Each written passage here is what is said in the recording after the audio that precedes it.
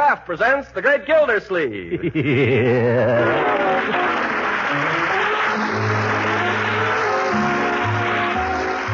Cheese Company, makers of parquet margarine and a complete line of famous quality food products, presents Harold Perry as The Great Gildersleeve. Kraft brings you The Great Gildersleeve every week at this time, written by John Whedon and Sam Moore. We'll hear from The Great Gildersleeve in just a moment. To add to our enjoyment of the Easter season, there'll be tempting breads, muffins, hot cross buns, and rolls galore served in millions of American homes. And there'll be parquet margarine, too, adding its fine flavor to these baking treats to make them taste extra good. Fit for a feast or an everyday meal, parquet margarine is sure to win praise from your family and compliments from your guests, because this Kraft quality spread for bread has a flavor both delicate and satisfying. Parquet is a splendid energy food, too, one of the very best you can serve. And remember, Kraft fortifies parquet margarine so that every pound contains 9,000 units of important vitamin A. That makes parquet extra nourishing, too. So be sure to always buy Parquet, P-A-R-K-A-Y, Parquet margarine. Ask for the quality margarine that's made by Kraft.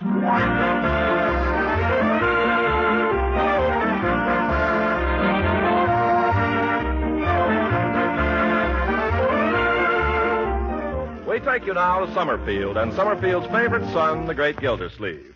Things have been going well with Gildersleeve all week. The local paper came out and gave him a nice little pat on the back endorsing his campaign for mayor. People he doesn't know have been stopping him on the street and telling him they're for him. Even his secretary has begun to show a new respect for him. And so we find him now at dinner with his little family in a particularly jovial mood. Yeah, come on now. Uncle Mort. Who'll have seconds here? Speak up. Marjorie? Oh, I couldn't. Nonsense. You don't eat enough to keep a bird alive. Does she, Bertie? That's a fact. Yeah, now here's a little piece. Oh, please. It's got your name on it. No, but I couldn't. I'm starved. Do you good, my dear. Put roses in your cheeks. Not every day you get corned beef, you know. Leroy, how about you? Yeah, just a second. Yeah, hold on. Take it easy, my boy. Nobody's going to take it away from you. You're not stoking a furnace, you know. Here's Leroy. Leroy. Well, don't make cracks when I've got my mouth full. Try and find a time when it isn't. Wipe your chin, my boy. Bertie, is this all the corned beef there is? Oh, no, sir. Go right ahead, Mr. Gildersleeve. I got some saved out in the kitchen. Well, in that case, I might just have a little piece. A little piece, he says. Huh? Oh. Doorbell. Front door. See who it is, will you, Bertie? Yes, sir. I don't know who'd come here in the middle of dinner unless it's the old goat. Oh, good evening, sir. Oh, come here, Jeep. Come here, you. Here, Jeep. Here, boy. Leroy, I told you no dogs during dinner. I didn't let him in. Oh, look at him beg. Isn't it cute?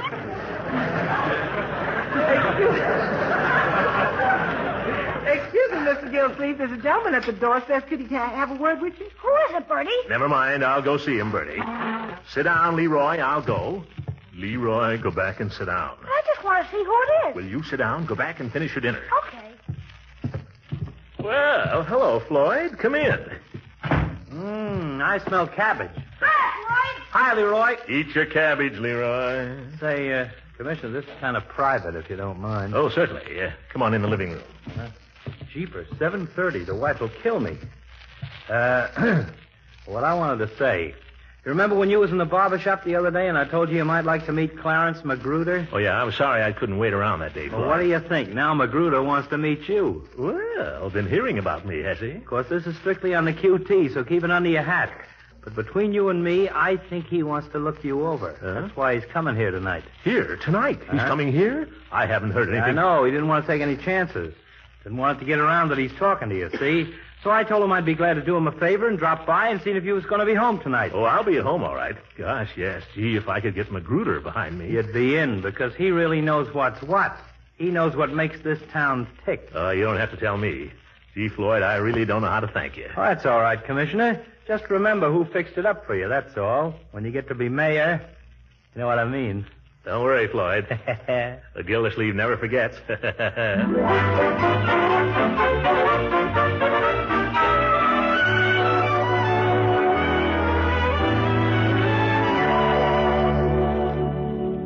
Can't we straighten up here a little bit? Open some windows, Bertie. The place smells of cabbage.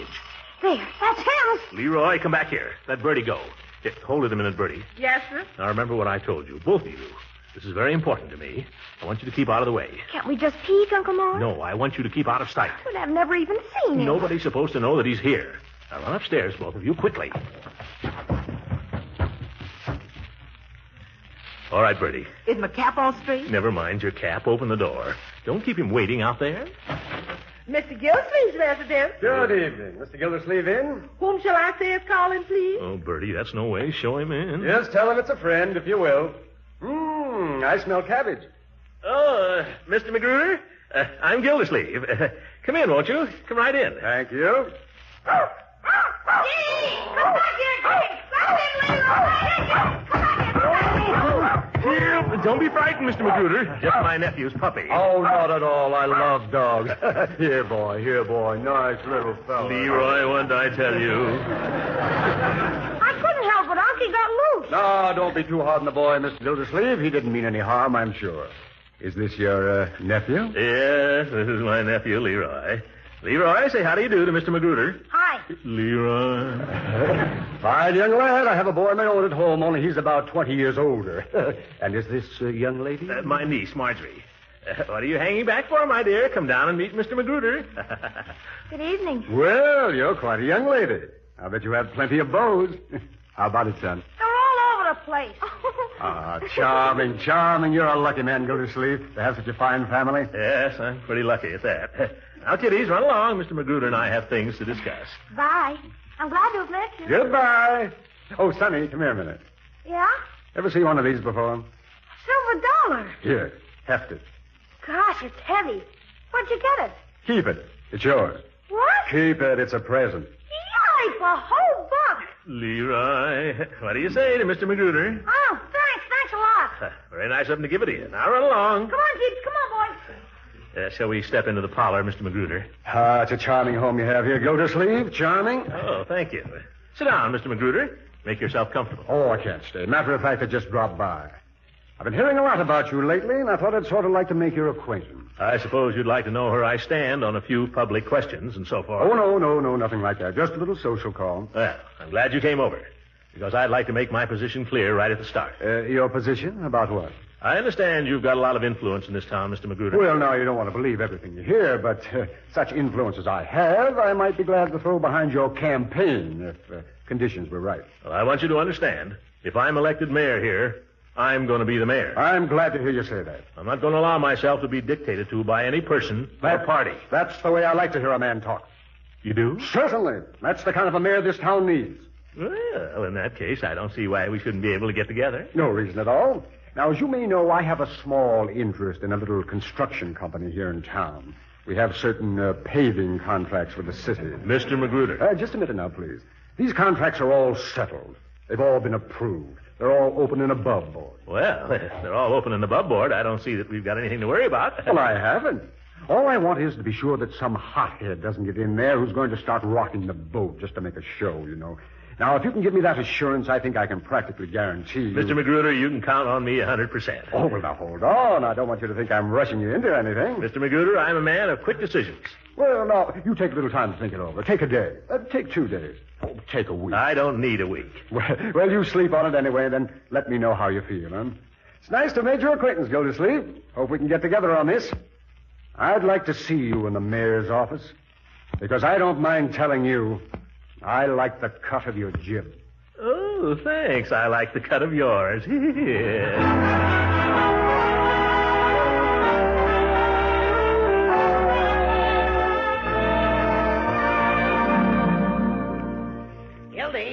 Gildy, wasn't that Clarence McGruder I just passed come up the walk? Oh, was it? What was he doing here? Wouldn't you like to know? Well, I think I have a right to know. I'm your campaign manager, aren't I? Oh, are you? You've resigned so many times, Judge, I can't remember. Oh. Gildy, can't you take a joke? Come on. What was McGruder doing here? Curiosity killed the cat, Horace. What do you want? Come on, tell. You're worse than Leroy. Is he going to back you? Is he? Possibly, if I decide to let him. If you let him. Gildersleeve, are you crazy? If you get McGruder on your side, you're in. So they tell me. Why, you're as good as mayor. This is wonderful. Well, I'm going to think it over. What for?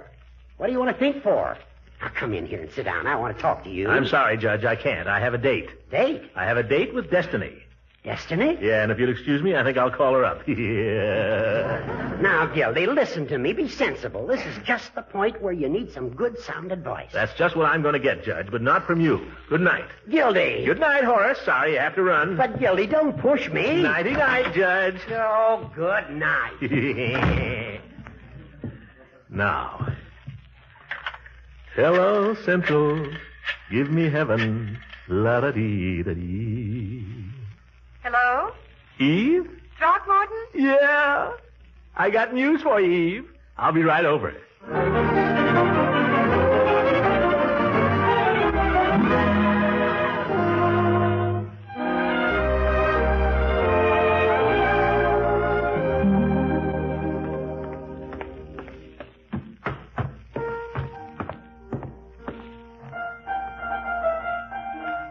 Oh, she's playing the piano with my picture on it. I hope she's got on that dress with a... Hello, Throckmorton. Oh, hello, Eve. I heard you playing the piano. Yes, come in. Thank you. You know, I'm beginning to like Beethoven. Oh, I'm glad to hear it.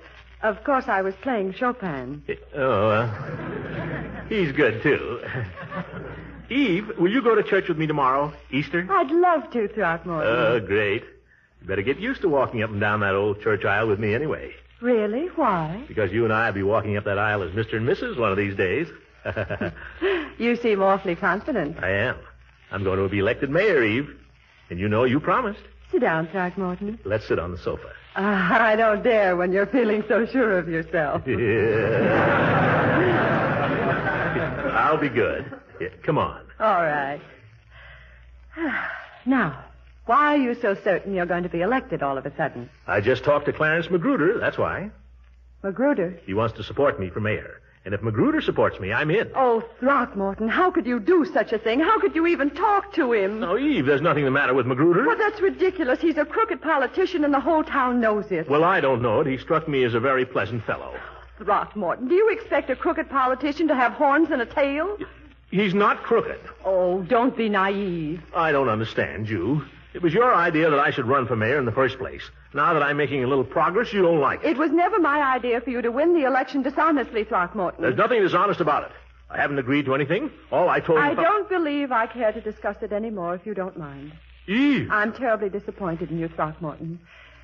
Will you go now, please? You can't kick me out of your house. Please. I'm leaving in my own free will. By George, young lady, you can push me just so far and no farther. Goodbye. Goodbye. Pardon me. Forgot my hat. Goodbye.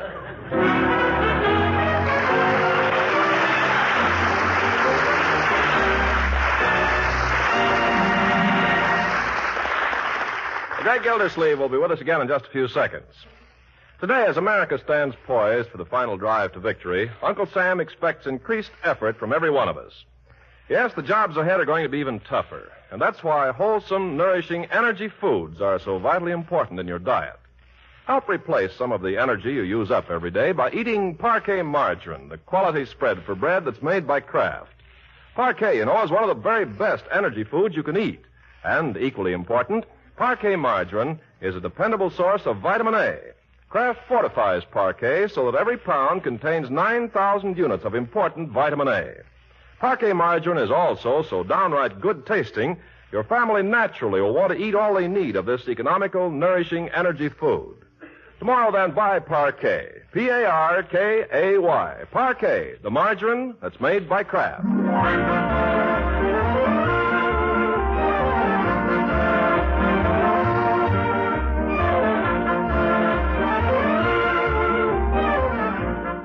Now let's get back to the great Gildersleeve. It's a beautiful Easter morning, and Gildersleeve is resplendent in Easter finery, for the family is about to leave for church.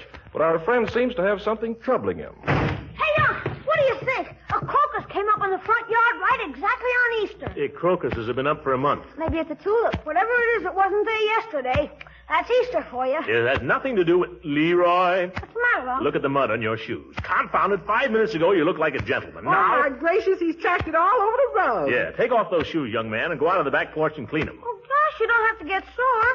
What's the matter? You sick? Shoes, Leroy, now. Okay. When you get them clean, sit with your hands folded till it's time to go. Oh, my goodness, I hate to let anybody in here with that mud all over. Oh, good morning, Miss Ransom. Good morning, Bertie. Happy Easter to you. The same to you. Happy Easter, everybody. Happy Easter, Leela. Happy Easter. Yeah. Leroy, go out and clean your shoes. I'm going. Throckmorton, I must say you don't sound very joyous today. Easter's a time for rejoicing, you know. What do you think I should do? Skip around like a billy goat? Throckmorton, aren't you feeling well? I feel fine. Why does everybody keep asking me that? Well, I don't want to bother you. I just came over to ask you a question. What? Do you think this hat is too silly for me to wear to church? I don't know anything about things like that, Leela. The hat doesn't look any sillier than... it's all right, I guess. Oh, dear, now I'm not sure. What do you think, Marjorie? Well, I think it's lovely. Oh, I'm so glad. I wouldn't want anybody to think I was being too frivolous on Easter. Well, I better get my hat on. We'll have to be starting in a minute. Throckmorton, would you mind if I walked to church with you? Why, no. I thought you'd be going with, what's his name? Arthur? Yes. Oh, but Arthur and I have had a misunderstanding. I thought I told you. Well, yes, you did, but I didn't know it was going to be permanent. Oh, it's not. But I would like to show him I'm not dependent on him for an escort on Easter Sunday. Do you mind? Why should I mind? As a matter of fact, Eve and I, Oh, have you had a misunderstanding, too, you poor darling? Well, I suppose you'd call it that. Oh, no wonder you don't feel so Eastery. Well, we'll just show them, won't we? I don't know. What can we show them? But they're not the only pebbles on the beach, that's what. All right, we'll show them. Throckmorton, it's quite a coincidence that we're both having misunderstandings at the same time, isn't it? Yeah, quite a coincidence. Well, we might as well make the best of it. I mean, we might as well stick together, don't you think so? Huh? What do you mean by that, Leela? Oh, nothing in particular. No, see here, Leela. Who the dick... Excuse me. Eve. Good morning, Throckmorton. Well, if that isn't a school teacher for you. Had you forgotten you asked me to go to church with you? Well, no, but I don't know what gave me the idea you weren't coming. Well, would you rather I didn't? Oh, no. Well, I've decided I wasn't quite fair to you yesterday. You have? Ooh, well, Eve, I'm sorry I lost my temper. Aren't you going to ask me in, Throckmorton? Oh, yes. Come in. Come in and join the party. Thank you. I thought for a moment... Oh. Good morning, Mrs. Ransom. Good morning, Miss Goodwin. Oh, well, there'll be quite a delegation going to church, won't we? Are we all going? Oh, yes. Leela and Dr. Hargrave. Dr. Hargrave had to go and see a patient. Yes, a patient. So Leela... So when Throckmorton asked me to go to church with him, I was glad to have an escort, naturally. Naturally. Leela, it was your idea. Throckmorton, what's the trouble? Don't you think you're a big enough man to squire two ladies in the Easter parade? Who isn't big enough? We better get started, too. Marjorie, Leroy. I'll be right down, Uncle Morris. Are we going now, Uncle? Yes, my boy. And the shoes look fine. So try to walk carefully and keep them that way. Okay. Here's a quarter to put in the collection plate, my boy. Thanks. Oh, here's another quarter. Put that in, too. Thanks. But be very sure that I hear two clinks. Come on, everybody.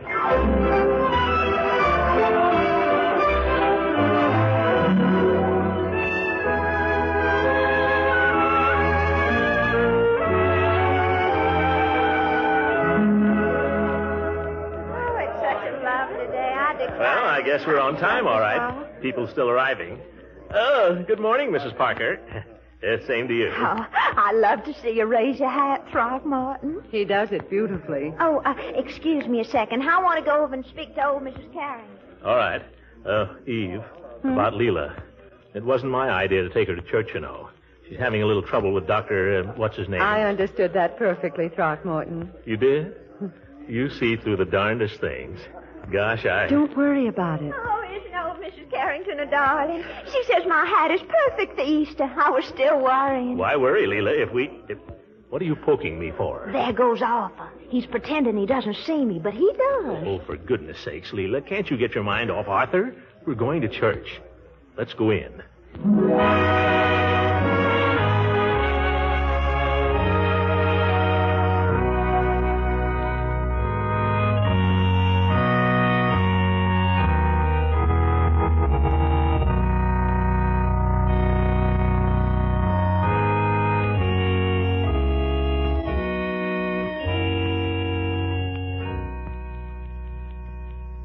I see before me today, my friends, as so often on Easter Sunday, many faces which do not appear here very frequently throughout the year.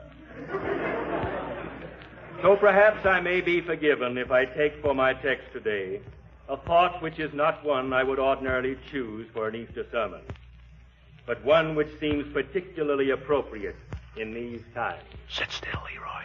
I take my text from the second epistle of St. Peter, the second chapter, 19th verse. While they promise them liberty, they are themselves the servants of corruption. Throckmorton. Forgot where I was.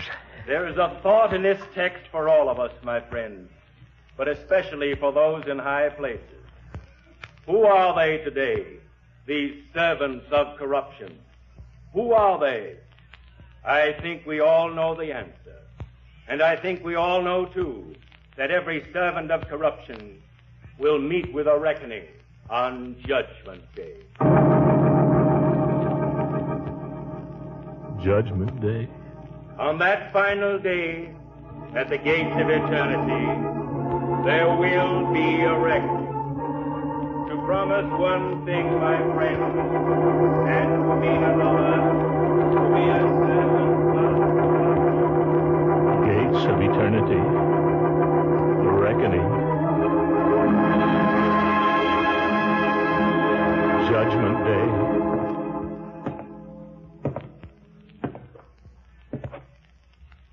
Say, this is quite a place.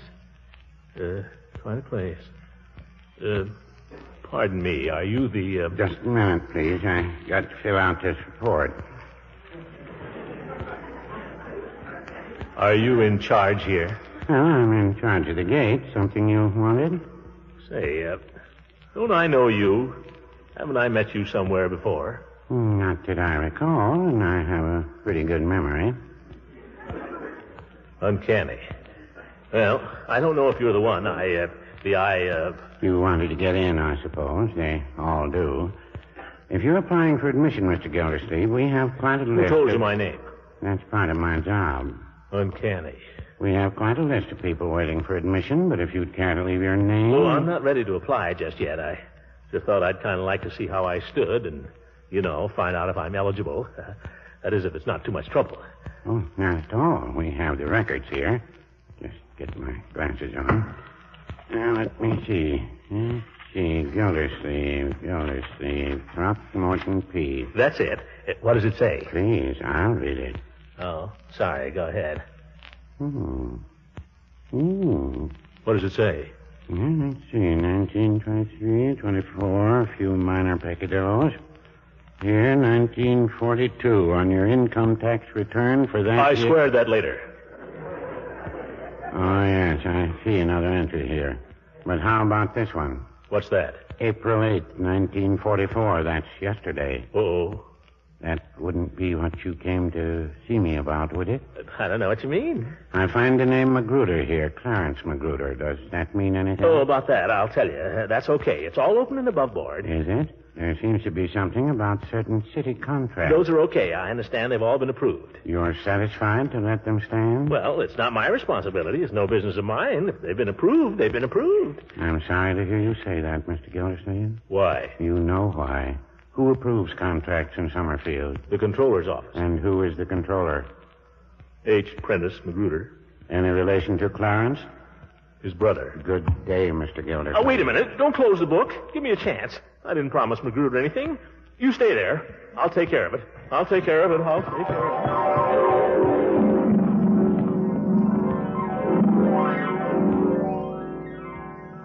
so I say unto you, let us so live our lives that on that final day of judgment we may face not only the reckoning, but ourselves. By George, I will. Throckmorton. Hush. Huh? Oh, shh. Sorry.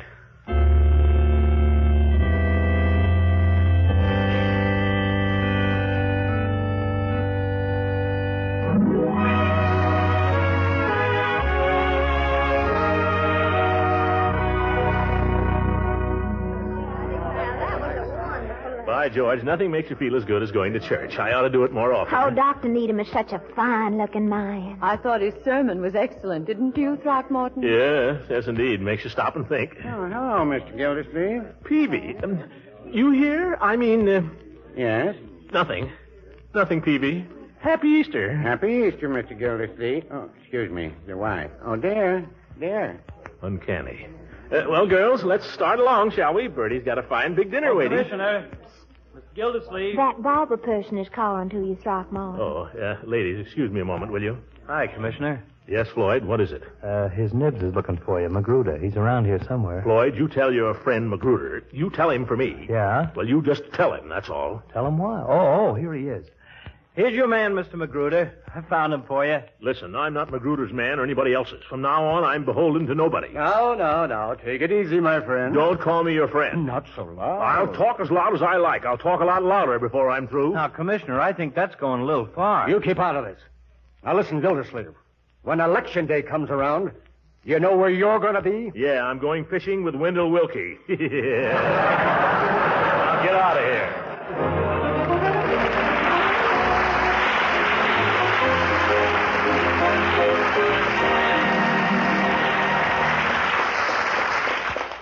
Ladies and gentlemen, we who are associated with the Worldwide Craft Organization have come to look to its founder, James L. Kraft, for inspiration and friendly counsel. Today, as we pause to renew our faith, we ask you to join us in hearing his Easter message. Mr. Kraft. Thank you, Mr. Perry, and warmest greetings to all of you who pause with me for these few brief moments to give solemn recognition to the Easter season. It seems most fitting in the midst of the bitterness and sorrow of total war that this Easter season be rededicated to eternal hope for man in a period of darkness, to the reaffirmation of faith in the face of a chaotic world. For the Easter season in the springtime of the year carries an ever-dying, ever-new message of the resurrection 19 centuries ago. Thus, in the quiet places of man's hearts today, there is room for joy and hope in the faith we live by. We are looking back to the quietness of that dawn of Easter Sunday, 1900 years ago, when the stone was rolled from the sepulchre and the voice of the angel came saying, "He is not here, for he is risen." In the message of the Easter tide has a special meaning for all of us today as we consecrate our lives, our purposes, and our hopes to a cause of liberty and justice for all. A cause well worth dying for, a cause surely worth living for.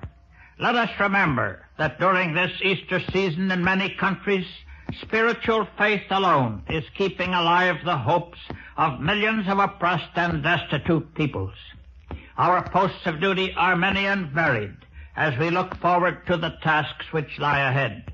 Millions of our young men have left their beloved homeland to fight for all that they and we hold dear. Many more, dedicated in high faith, will follow them. Standing shoulder to shoulder with them are the millions here at home, millions who now, in this sacred season, are dedicating themselves anew to the great unfinished task which lies ahead, with faith in ultimate victory over the powers of oppression. Let all of us stand united with courage born of this our faith, that we may someday say, as did the disciple of old, "I have fought a good fight, I have finished my course, I have kept the faith." Thank you, Mr. Kraft.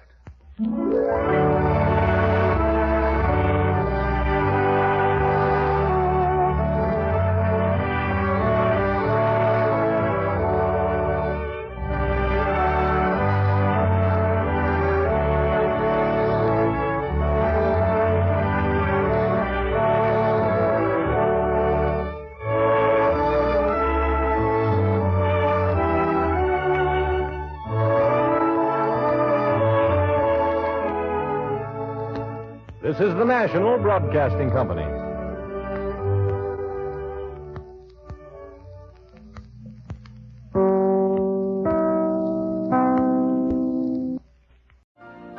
You've been listening to the OTR Gold Network. Find more classic radio at otrgold.com.